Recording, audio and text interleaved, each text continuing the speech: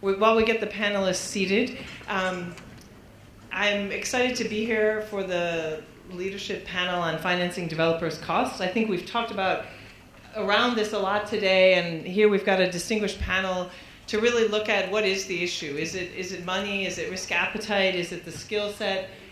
We've gone over and over again the huge needs, the huge demand for infrastructure assets and services here in Africa. And now we need to look at, on this panel specifically in the next 40 minutes, what are the issues around financing the developers' costs? And let me quickly run through our panel. We have Bruno Wen from DEG, James Leyland of PIDGE, Kennedy Bungane from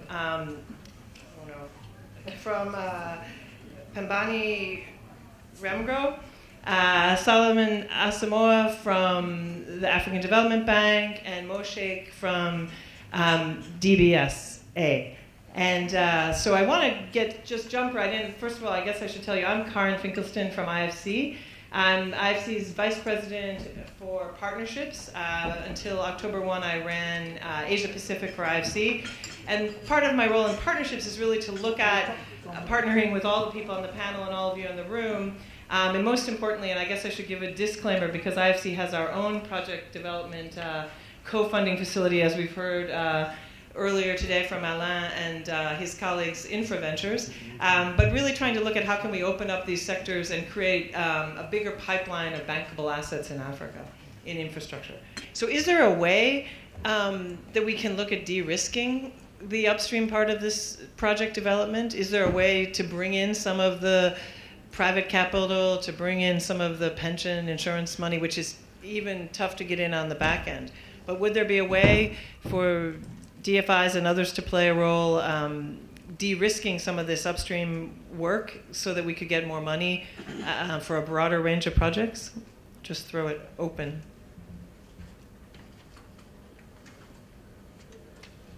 Mo, go ahead. Yeah, we'll start at your end. I think there's going to be significant innovation in respect of financial instruments. Often when we think of an infrastructure project, you're looking either at equity or debt, and you're looking at it for the lifetime. But as you de-risk a project through its different phases, it would appear to me that you could bring different financial instruments into it. For example, once a project is de-risked, the pension funds may seek a different return than what a private equity fund will do on the first part of it. So yes, by applying innovative and changing financial instruments to the lifetime of an infrastructure asset, you will be able to finance it differently through it. So that's going to require a lot of financial engineering, but of course that's the difficulty. Those skills are so expensive and hard to come by, but it's a lot of financial engineering. I like that idea. Because it starts going into actually moving away from traditionally how you assess a project and actually go into what makes the risks that require different tranches of capital, and you solve for it. The idea that Mo spoke about earlier, just as a bit of background, for my sins, I was a banker for 24 years, and 21 of those at Standard Bank, where I was the chief executive of the corporate and merchant bank here. You just could not finance an infrastructure program in South Africa where a municipality or a state or provincial government was involved, because your ability to ensure recovery, your ability to ensure right execution in time and in budget was just not there as a credit committee or as a business rescue team in trying to price for that credit, trying to price for that equity investment. But just straight project management skills that a DBSA would bring in enables you to understand the risk that you're supposed to price. And so I think that is really great. But and so in addition to that, I think there is something to be said to the fact that in the last 25 years, the biggest infrastructure spend has come from Asia. Okay? Visiting Beijing or Shanghai or Shenzhen today, if you had been there in '85, it's chalk and cheese, right? And I think there's something to be said about how they're able to do that. It is doing away with the traditional role of who provides subsidized equity risk capital, who provides developmental finance, who provides senior debt, MES, all of that. And actually having vehicles that you could say are a crowding in of all of these of this capital in one vehicle that goes in and takes on a project and takes that project itself. If I am China Investment Corporation or a similar type vehicle, I then decide this is the amount of risk I cannot calculate. I attach the first 10, 15% of first loss to it. Call it subsidized equity, and go on and tranche it differently and run the projects for the first 3 to 5 years until such time you can offload it to markets.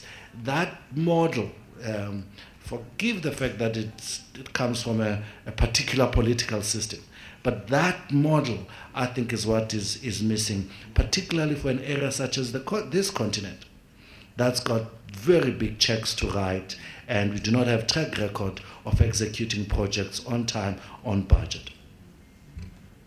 Thanks, Kenny. I want to go to Bruno, but I also want to disclose that I live in Beijing, and you are anticipating one of my questions, because it seems like Asian investors approach this from a different viewpoint. I think the challenge is you're getting the investments then developed, which are also strategic to them. So, are we getting the voice of Africa in these investments is another question. But Bruno, you wanted to comment as well.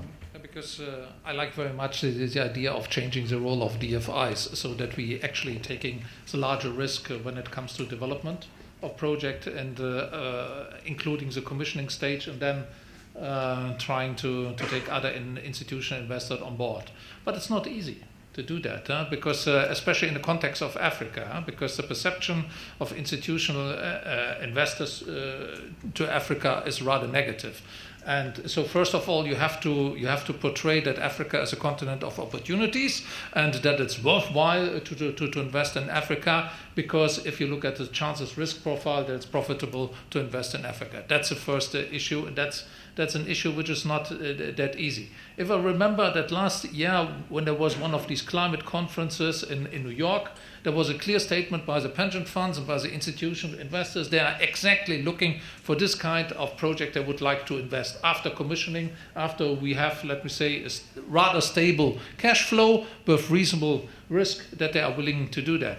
But then we started to discuss with pension funds and institutional investors, but then it turns out that they are rather looking for, let me say, assets which they can liquidate rather quick, so that they have a time horizon of 3 to 4 to 5 years, which is not suitable for long-term investments. So once again, I think this is what we have to work out within the industry, and what I call for is that we start with a real dialogue, and once again we should do it on a collaborative effort. The second point I would like to make is, and referring to what we have debated this morning, in my view, we have too many project preparation facilities not being used. We have too many project development funds not properly used, and so on. So there's a lot of money which we could use in a better way to develop the industry and so on. And once again, it calls for collaborated efforts. And the final thing is, if we are sitting together as DFIs and IFIs, I think it calls also for more harmonization and standardization in order to bring the cost, the transaction cost, down, which would also be helpful in order to increase the profitability of project development and the later projects. And I think also that in order to speed up the implementation, because since many years we are discussing the issue to move forward, I think now is the right momentum to do it, but this calls for a collaborative effort, between the DFI and the IFI and all the other actors within the industry. And Bruno, just what prevents that? I mean, as you said, we've been talking about it. Everybody seems to want it. Why doesn't it happen? I think this kind of dialogue is extremely useful, and I hope that that will be one of the results, that it will be not a one-time event, but that it will be a start for more collaborated effort. I have already raised this question this morning, whether beyond what the multilateral development banks are trying to do in coming with harmonization and standardized approach, whether it would be also very useful to start a debate in how far then also bilateral development finance institutes can contribute, development banks on a national level, regional level, international level, so that at the end we will find out where are the weaknesses, where are the missing links, what needs to be done, and also trying to find out who could do what.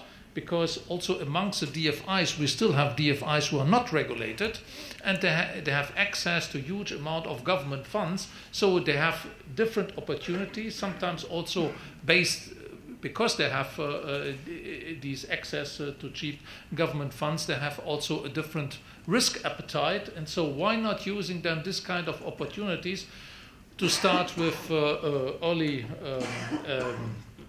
project development and not trying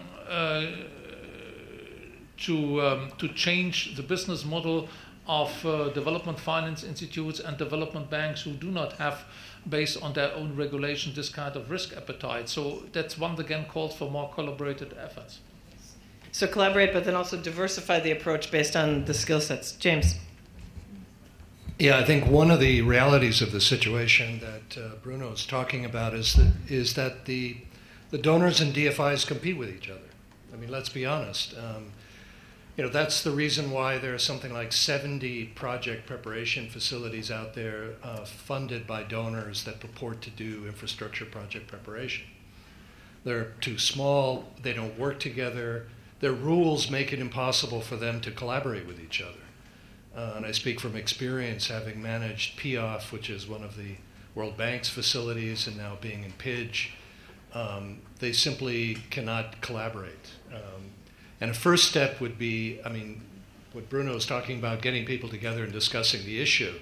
A first step would be to make it easier for these facilities to cooperate and combine their funding, which individually is not really very much, but if you put all of these 70 facilities together, you've got a lot of money for project preparation. But right now, you can't put it together, so it's a real problem. And with those 70 funds, if they were put together, do we have the project developer skill set out there to use all that money? Solomon, you want to take that? Or James and then Solomon? Oh, sorry. Go ahead, James. Look, these facilities rely on private sector people to do the work. They don't do it themselves, typically. So, the skills are out there. They're in this room, basically. And, they're waiting to be hired to do these projects. It's just that, you can't put enough of the money together to get a critical mass for the big projects, especially PETA projects, transformational projects. Too big. Solomon. I think we're still not doing it the right way. I don't think the right skills are being deployed in the right way to actually move these projects forward. And also, I'm all for being tough on Africa when Africa does things wrong, but I also think that we're being unfair sometimes. Most of the countries around the world develop their basic infrastructure through the public sector. We're now expecting Africa to be able to develop basic infrastructure through the private sector. And many of those projects don't work from a private sector perspective. But yes, if African countries had the resources of China, then a state-led intervention maybe could work. But our African countries, for whatever reasons, don't have that ability. So they can't do it that way. So what I think we need to do, and I go back to what I've said, if you study this problem, there are a couple of reasons why there aren't more projects closing on Africa. I think too many times the right project developers with the right skills to be able to do this can't get funding or can't get assistance. So I think that's the first problem. These project preparation facilities that are run all over the place don't solve that problem, because they're overly leaned towards feasibility studies and things of that nature. To solve these problems, you need Clifford Chance. You need Standard Bank's investment banker. Really, I think those skills in those areas. And the question is, the projects can't bear those costs. That's why you don't get the best skills. So I think we have to think about restructuring the whole way we approach project development. On the second big reason why projects don't close is because the capacities within our governments are not sufficient. And also vested interests and governance issues prevent projects being closed. So inconsistency in government policies is also a huge thing. You can have all the money in the world that you want, but if the minister decides at the last minute to go back on what he said before, you're not going to close the projects. So I think that work needs to be done on the public sector side and on the private sector side. On the public sector side, I see light at the end of the tunnel. And the reason why I see light at the end of the tunnel is that there is now a recognized acceptance amongst all the governments that, A, they can't do infrastructure. And the reason why, not just because they say they can't do infrastructure, but because they're allowing more commercial tariffs. They're allowing concessions to be signed with more commercial tariffs. They're allowing concessions to be signed which give the private sector an acceptable return. Now, of course, the private sector wants more, governments want less. At least there's a negotiation going on. And in some projects, you can get to a tariff which is reasonably fair. That, to me, is a huge sign from even 10 years ago when you were speaking to governments. The other thing, and this is to do with, if you like, democracy in a way, the governments now are beginning to realize that they do have to provide these services for their people. There will be a cost to pay if they don't. So they're incentivized to try and solve the power problem. Okay, they may not be doing it the right way all the time, but most governments know that if their people don't have power, they're in danger at the next election. And I think that's also spurring change. So I think there's two areas that we can work on. And the third thing, if I can just say it, the capacity in the government side. The minister will say all the right things at a conference, and he means it and he believes it. We'll set the environment, private sector can come in, etc., etc., etc. We've all heard them. But when you go and try and negotiate a PPA with the ministry and you go 1 or 2 levels down, you meet people who don't subscribe to that view. So what do you do then? And that's where the issues lie. And I think standardized legal agreements, commercial tariffs, capacity within ministries, and those things that the DFIs and the donors can do a lot more work on. Great point. Kennedy, I think you wanted to get in. I was tempted to stay it up a bit, Karin, to say, I mean, I agree with everything that's been said here, but I really want us to put it out there. The reasons we've got so few successful private-public partnerships out there, it's because no one wants to be a staffee. Yeah? DFIs don't want to produce cheap money. Why should they? Donors don't want to work with one another. Government doesn't want to do infrastructure, or cannot do infrastructure, doesn't have the skill sets to do that half of the time, and frankly, you know, we're looking at the private sector to come up with a solution, or we're looking for commercial funders to come up with a solution. I think what we need is a break in that standoff. I absolutely agree with everything that's been said around standardized legal agreements, using the best skills available, and those are by and large in the private sector. But when it comes to funding, I think we've got to be honest about what is the right sort of money for the risks we are talking about here. If you are not going to do as we suggested, which is, you know, actually have these pooling together of funding for vertical cutting of equity for risk. If you're not going to do that, if we stay the way we are, then I am afraid, as an African worker, I'm not going to be happy with my savings that go to a bank to then be used by that bank to take on a high equity risk on building infrastructure. I'll move that saving to another bank. But it is absolutely understandable if piece of my pension, managed by a government pension fund, funding a particular mandate that that government has for me as a voter, actually is ring-fenced to go to a liability as long-term as my asset, which is a pension, and therefore goes on and take on higher risk for a much longer-term investment horizon. That is what we need governments for. And that is what we need vehicles that government creates to provide. And so, no, I don't think we should be comfortable that DFIs do not offer cheap money. We should join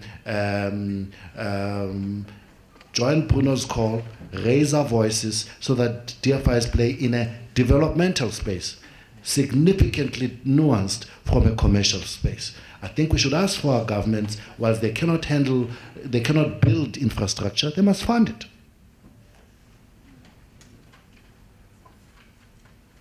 So I think, I'm sorry, I've become too fascinated with our panel and I've cut out the audience. So now I'm turning back to the audience, and we have got about 5 minutes for Q&A. I think great comments on diversifying or slicing the risks and then figuring out who's best to take them, whether it's in the DFI community or pension funds versus banks versus DFIs versus equity players. Over to you in the audience. Who has a question? Please, there are mics, and please introduce yourself as you state the question. Hi, gentleman right here. Oh, sorry, we have someone. Stand up, please. Okay, here and then to the gentleman in the middle. Great. Hi, Yes, I'm ma'am. Sylvia from Moody's. I just have a comment, which is in terms of how governments actually procure the services and that they need to implement these projects. When you look at the supply chain practices, particularly in Southern Africa, one of the things that is very clear is that they must choose the lowest cost. So even when you have governments who have capacity and capable people, and they have spent money on people from the private sector who can advise them correctly, they're restricted in terms of how their supply chain and procurement practices and acts and legislations are actually drafted. And a lot of times they do end up having to go with maybe not the best option for them.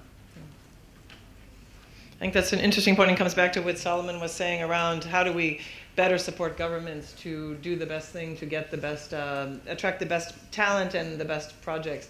Interestingly, when you talk to the Chinese government, I don't know if anyone's here from the Chinese government, but when you talk to the Ministry of Finance about what was the best thing that the World Bank did for China, they mentioned the procurement systems for infrastructure, that putting that in place transformed the way they did infrastructure in the country, which is quite interesting. To the gentleman in the middle, you had your hand up. Yes, thank you very much. My name is Sylvester Katsuku. I'm the Director General and the Chief Executive Officer of the Lamu Port, South Sudan, Ethiopia Transport Corridor.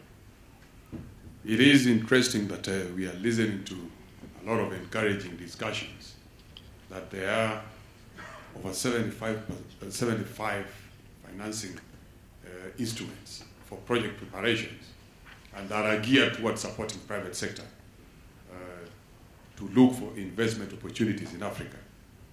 But we are not seeing this reaching us where we are. Because, for example, we in Kenya and within the East African region, under LAPSET, we have 7 key infrastructure components that we are bringing to the table for private sector to undertake. And secondly, we've already undertaken the preliminary studies, and we are available with this, and we continue to share this information across the board. But where are these people with these funds? Why are they not partaking? Because we think we continue coming to meetings, And we say how Africa is difficult, but when we make the opportunities available, we are still told there are still some things which are not clear. We would like to state it here and in this meeting that if you came to Kenya today and asked for opportunities under the LAPSSET corridor projects, you will not be asked to put your hands under the table. And you can take it from me as the chief executive officer of that particular program. Our president himself is very hard on anybody who wants to put his hands under the table. We are calling you to come to Kenya, East Africa. If anybody shows you his hand under the table, put your hand up and say, we don't put them under the table. A passionate call for projects in Kenya, transparent projects in Kenya. And if you come to Does anyone on the panel have a comment or a thought? Let me finish. This is a challenge. And as the Director General and the CEO, I'm telling you, we will not put our hands under the table. Secondly, under LAPSSET, we already have 3 ready investment opportunities. 1, Lamu Port with 32 berths. The first 3 berths, we've already undertaken detailed studies and detailed designs. We've already procured a contractor and supervision consultants. We've already undertaken development of preparatory facilities, including port headquarters. These are greenfield ports. We've already built with taxpayers' money. Port headquarters, we've taken electricity national grid to the port. We've already prepared inclusive housing complex to be able to house those who are to be working in the port. That's currently under completion, including security facilities and secured the site. We've already taken over the land. We've already paid all those who own that land. The land is now under the hands of the project. What we are saying, can those who are ready to invest come to invest, discuss with us? We have no hands at the table. 2, the crude oil pipeline. Thank you so much. I think I'm getting cut off here. So thank you. We appreciate your passion. I just want to see, does anyone on the panel have any advice for this gentleman? Yeah, very quickly, Sylvester. My diary says I'm meeting with you at some point today because we're trying to sign that MOU on LAPSSET with you. So I'm glad I can now see your face. And we've been asked from our presidency to negotiate with you on the LAPSSET thing. But just not in relation to LAPSSET. So don't take it wrong. I need that trade. But many times government's understanding of a project needs a little more detail, because the viability of any port or anything has to be based on the trade, has to be based on the kind of ship that will come, will have to be based on the competition port which is next door, right? So we have a massive port in Dar es Salaam, we're going to have a massive port in Lamu, all based on the pipeline that's going to come from South Sudan. The small matter of let's sort out that war first, and then the question of the logistics of the pipeline, the ports. And I think this is where we as Africa do ourselves disfavor. Because, and now I speak as an African, it's a lighter shade, but still as an African, we need to be able to say that regional integration must mean we give up our sovereignty. Because if we don't take that very principled decision that I am less South African as I'm more Southern African, it means when I think for my country, I must think regionally and act nationally, rather than wanting to monopolize nationally and think you're going to monopolize the region. So that's the debates that still need to have in Africa, and our RECs need to take those debates further and deeper. But I'm still going to be seeing Sylvester, and I promise you by next year, this time, Sylvester, you'll have your financing. Thank you. So I think this is big thanks to Africa Investor and InfraVentures. We've got a man with a question and a man with money. We're going to have this solved. Thank you. But I want to thank thank everybody on the panel and also the audience. I think what Mo just said around the fact of what a government sees as a viable port project and what a DFI or an equity holder or a PIDGE or a bank may see as viable are different things. And it comes back to what Bruno said at the beginning, what is bankability? And I think this idea that we need to look at the different risks in the cycle of the project and get the right investors and the right money attracted to the risks that they're better posed to take. So good food for thought, and I think we've got a great action step out of the panel, but I think there's a lot more that we can follow up on. So thanks to all of you. Doing business in Africa. You can't afford to be without Africa Investor.